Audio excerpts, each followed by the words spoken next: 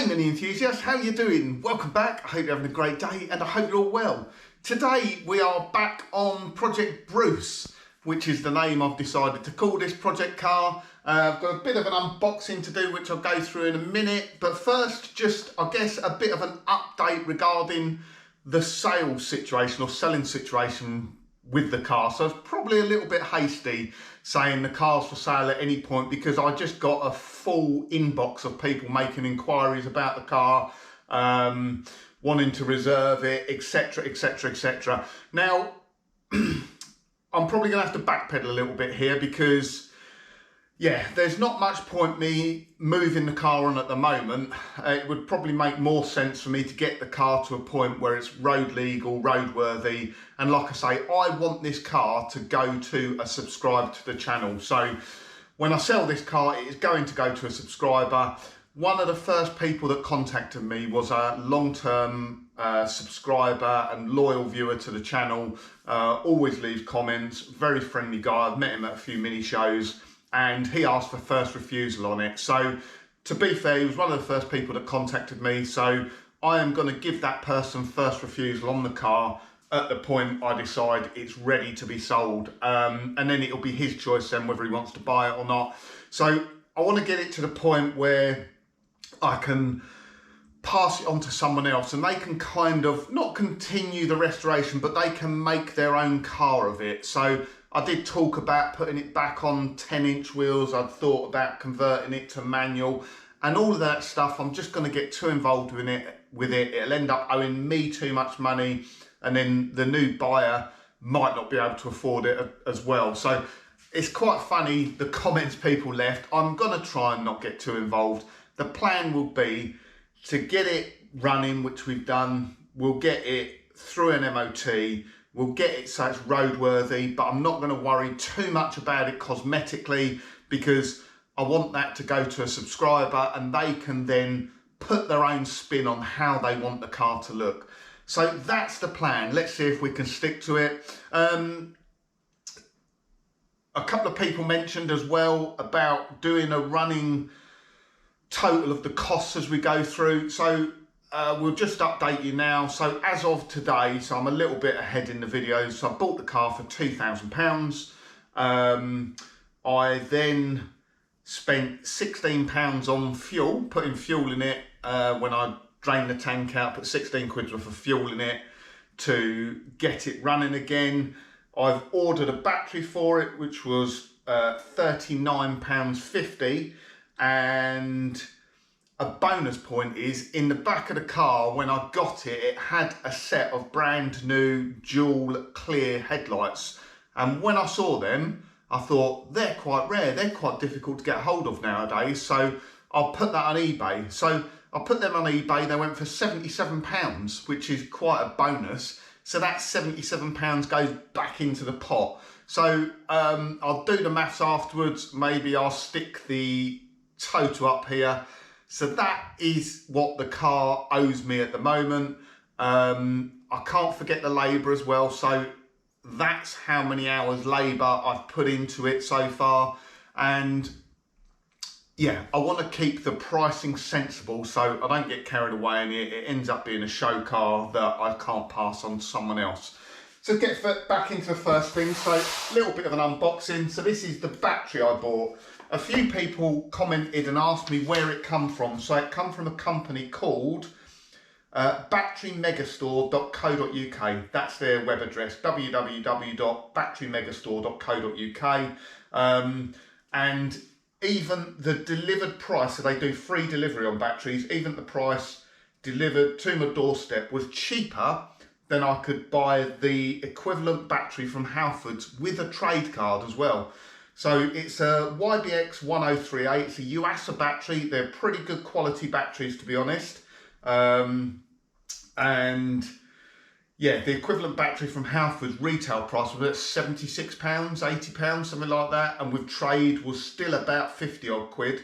Direct from batterymegastore.co.uk, it was £39.50 for a good quality Yuasa battery, which is absolutely fantastic. And it was next day delivery as well. So I ordered it one day, it turned up the next day.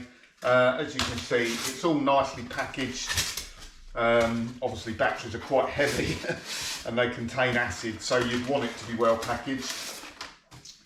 But it's a YBX 1038. Like I say, Yuasa batteries are pretty good quality. I think it is possibly only a 1 year guarantee battery being a 1000 series, but with any battery, as long as you look after them and make sure they don't discharge and go flat, you will be absolutely fine. I've spoken about batteries many times in the past, but as soon as you let it discharge below sort of 12.5 volts, it starts sulfating. Even a new battery, it can destroy a new battery. So, yeah, so even here they say the warranty is void if you've let it go below 10.6 volts, which is 100% discharge. So that's our new battery to go on Project Bruce. I think I've got another video in the making. I mentioned in this week's video towards the end, so I've got it running, it runs fine. The next step with it will be though, the head gasket has gone on it. So although it was running fine, I did notice once I've got it running, it was pressurising up the cooling system. It's not a big deal. I've actually got a head gasket over there, which was left over from Project TARDIS. So going along the budget theme, I know that's a copper head gasket. They're not the best. You can get composite ones, but I'll probably just whip the head off, clean it up and put that on. Now, there's a little bit of rationale behind that because I don't know yet how good that engine is. A few people picked up in the last video, when it started up, it was knocking a bit from the bottom end, and it did knock for probably about 30 seconds, but I don't know how long that engine had not been run for. It built up oil pressure okay.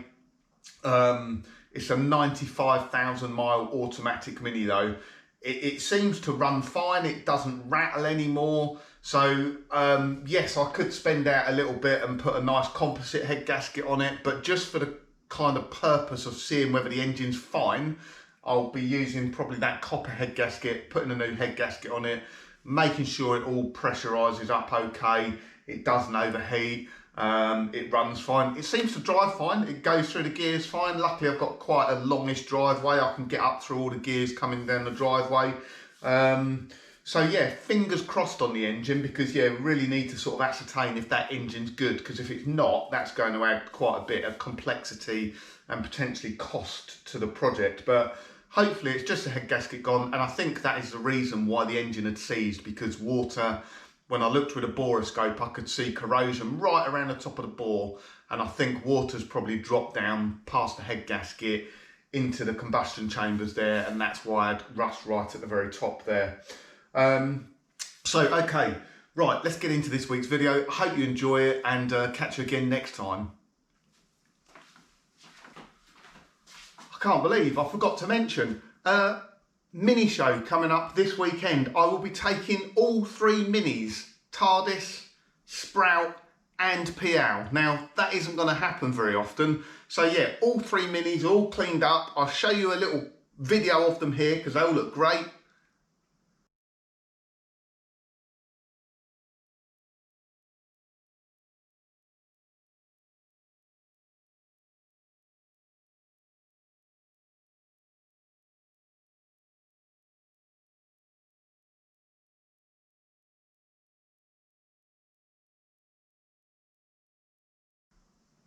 So yeah, I'm going to be taking all three of them to Minis by the Sea, which is down in Steen Gardens in Worthing, West Sussex. If you fancy coming down, the postcode is BN113DW.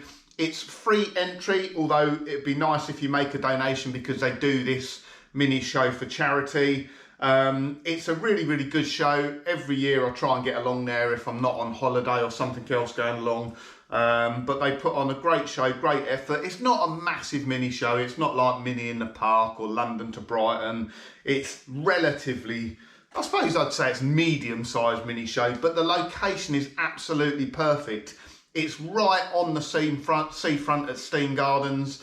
You're right by the town centre, and it can be just a great day out, especially if the weather's nice, because you can go up to the mini show, get parked up, you can go into town, get a nice bit of lunch at some of the cafes or breakfast or something like that. You can go along the beach, the pier. It can be a really, really good day out, and they put on a great show, and it'd be great to give them some support because obviously they couldn't put on a show last year. So yeah, I've got some drivers to drive the minis, so I'm really, really looking forward to it. It's not very often I'm going to be able to get all 3 cars to one show, so hopefully I can get them all parked up side by side.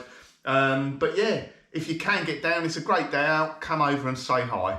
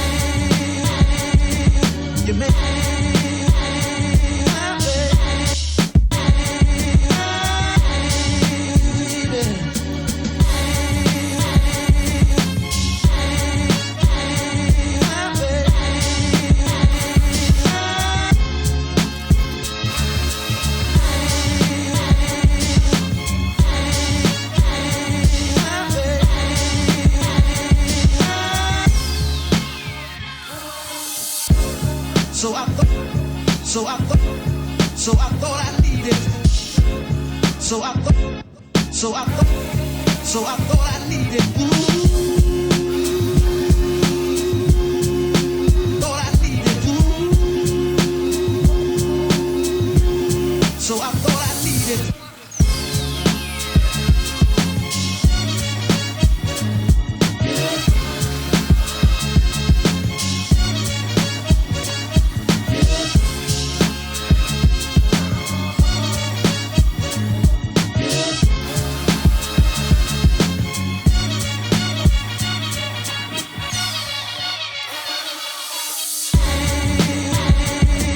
You make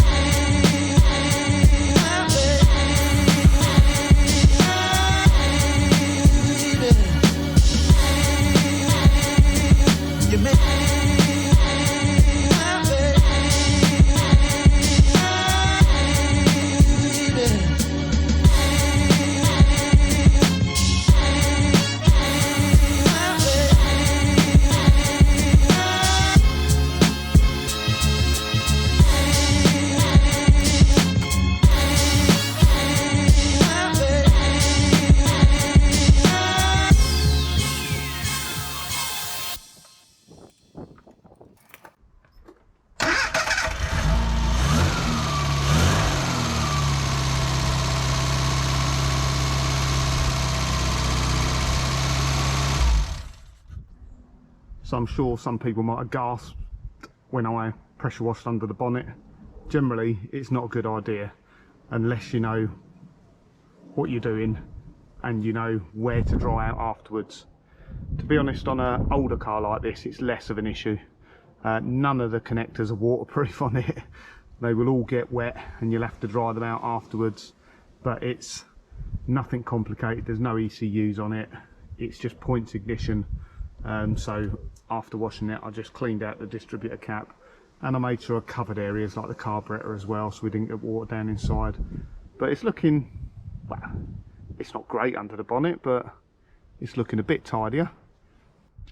There we go. It might seem a bit mad washing a car to that extent when you're going to do a restoration on it or you're going to do a load of work on it, but I think you learn a lot by washing a car. You find things you don't know about, you clean it off so you can really assess what really needs doing. But I've just put the grille back on, really just for show, just to see what it looks like. But it's looking quite good. I've learned a little bit more about the car. I've taken it had tinted rear windows, so I've taken the tinting film off because, yeah, it just looks a bit boy racer. But it will come out on camera looking better than it is in real life, but it ain't too bad. Probably the shame is the front end, and I don't know whether it's salvageable. I don't know whether to do it or not. The worst bit on the front end is the lower bit underneath the valance. It's got some holes in these corners, so they'll need repairing at least, because I think it'll fail the MOT because they're right by the subframe mounts. So if I'm not going to replace the front end, I'll repair that. It does want a front end, to be honest. Like I say, it's probably, there's filler in the front here and it doesn't look too bad at the moment, but you know, a year or so on the road, salty roads, that'll soon come through very quickly. I have learnt the head gasket has gone on it, so it's running absolutely fine now, but it's pressurising up. So when I put the borescope down the bores, I don't know whether I'll get an image on here or not, but water had got in somehow and I thought it had come in through the carburetor where it had no air filter, but I actually think the head gasket's leaking on it. That's why water had dripped down into the bores and that's why the engine seized.